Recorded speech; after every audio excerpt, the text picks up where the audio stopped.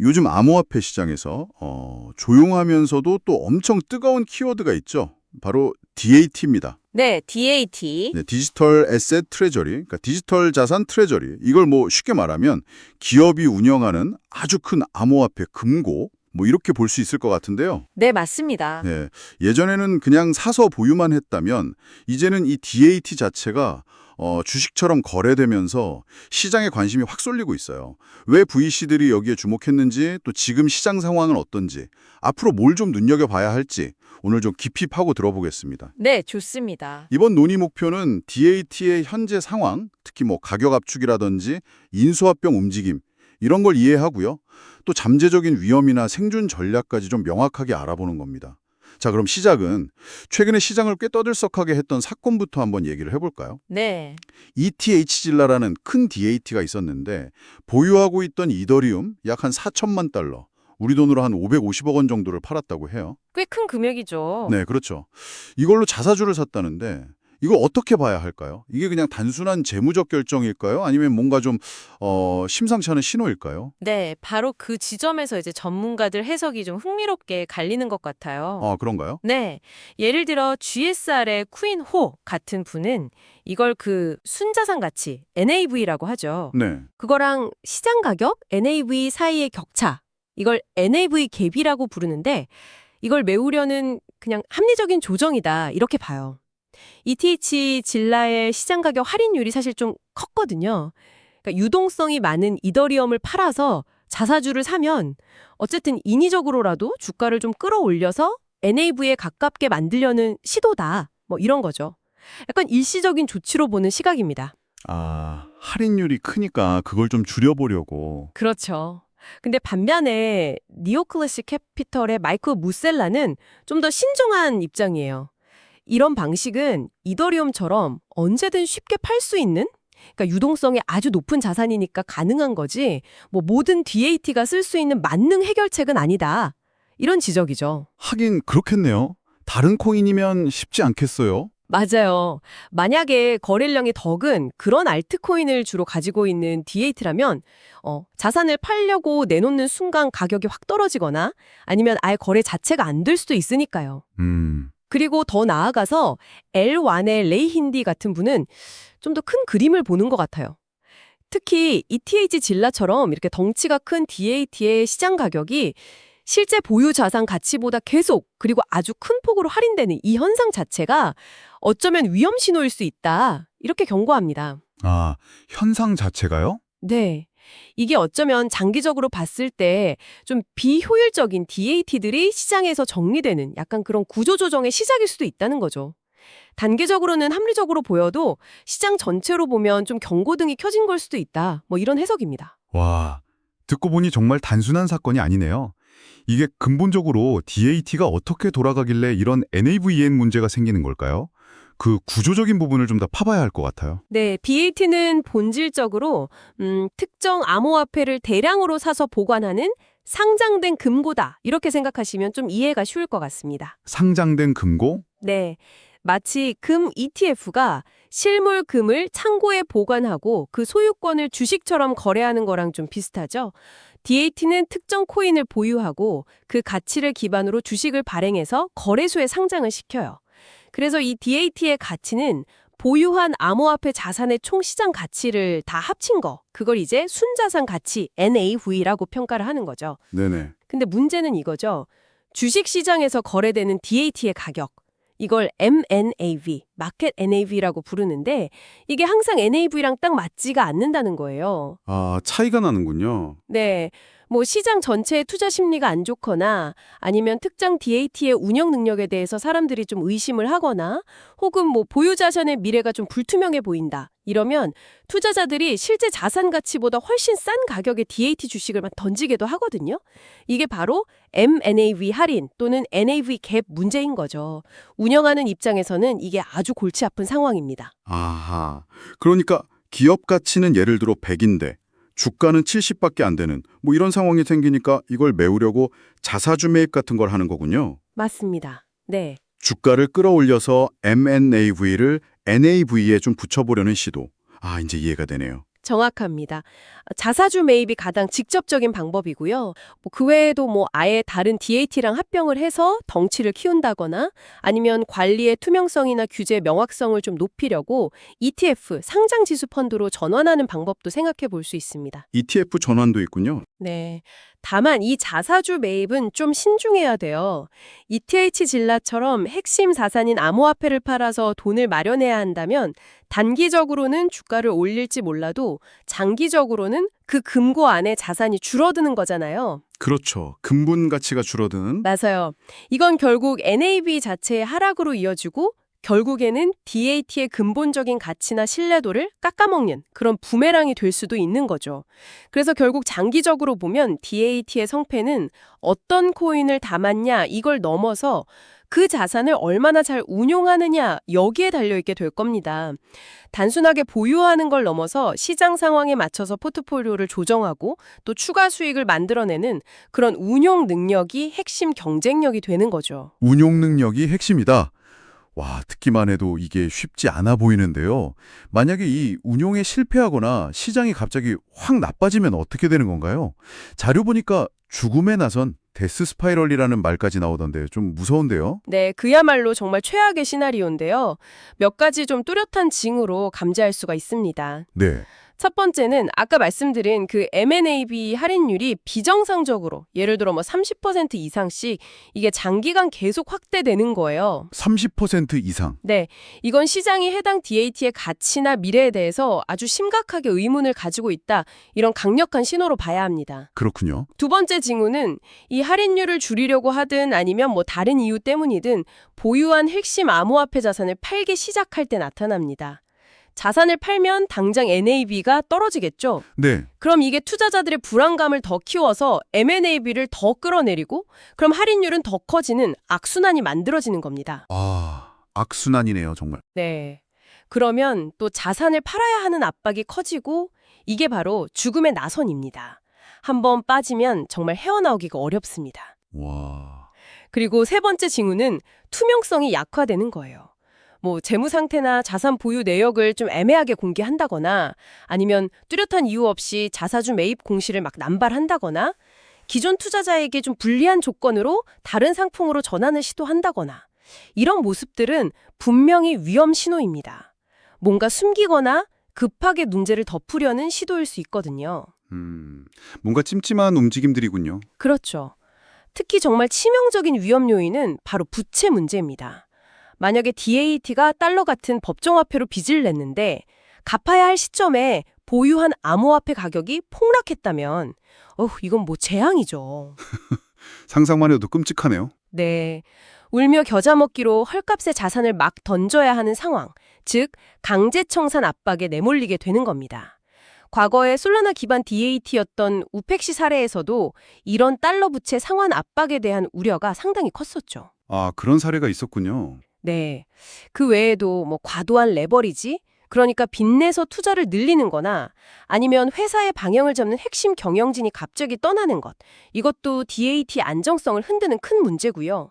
아까 니오클래식 캐피털이 지적했던 것처럼 특히 비트코인이나 이더리움처럼 유동성이 풍부한 자산이 아니라 거래량이 적은 좀 작은 토큰들, 이런 걸 주로 보유한 DAT일수록 시장 변동성에 취약하고 이런 죽음의 나선에 빠질 위험이 훨씬 크다고 봐야 합니다. 그러면 어떤 점들을 좀 날카롭게 봐야 할까요? 투자자 입장에서 핵심 체크리스트 같은 게 있을까요? 네, 당신이 만약 DAT 투자를 고려하고 있다면 반드시 확인해야 할 몇 가지 핵심 지표들이 있습니다. 오, 뭔가요? 첫째는 M&AV 할인율입니다. 시장 가격이 순 자산 가치 M&AV 대비 30% 이상 크게, 그리고 이게 일시적인 게 아니라 장기간 계속된다면 이건 심각한 경고 등으로 받아들여야 합니다.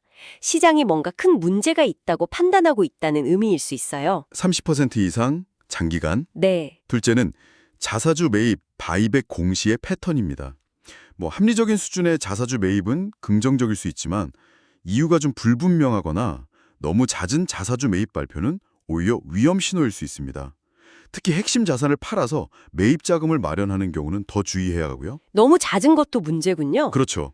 셋째는 부채 구조의 투명성입니다. 특히 달러 같은 법정화폐 부채 규모와 만기 일정이 투명하게 공개되는지 꼭 확인해야 합니다. 레버리지 비율은 얼마인지, 단기 부채 상환 압박은 없는지 이런 걸 파악하는 게 중요합니다. 이게 바로 강제자산 매각 리스크랑 직결되거든요. 아, 부채 구조 중요하네요. 네. 마지막 넷째는 경영진 및 회계 투명성입니다. 핵심 창업자나 경영진이 갑자기 떠난다면 그 이유를 좀 살펴봐야 하고요. 또 재무보고나 자산 보유 내역 공개가 좀 불투명하고 이해하기 어렵다. 그러면 이건 내부 통제에 문제가 있거나 뭔가 숨기려는 의도일 수 있으니 투자를 다시 생각해봐야 합니다. 알겠습니다. 이런 위험 요인들을 보니까 단순히 좋은 코인을 사서 묻어두는 것만으로는 DAT가 살아남기 진짜 어렵겠다. 이런 생각이 드네요. 네, 맞습니다. 그럼 앞으로 DAT는 어떤 방향으로 나아가야 할까요?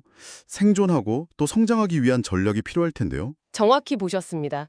이제 DAT는 단순한 보유자가 아니라 적극적인 운용자로 진화해야만 합니다.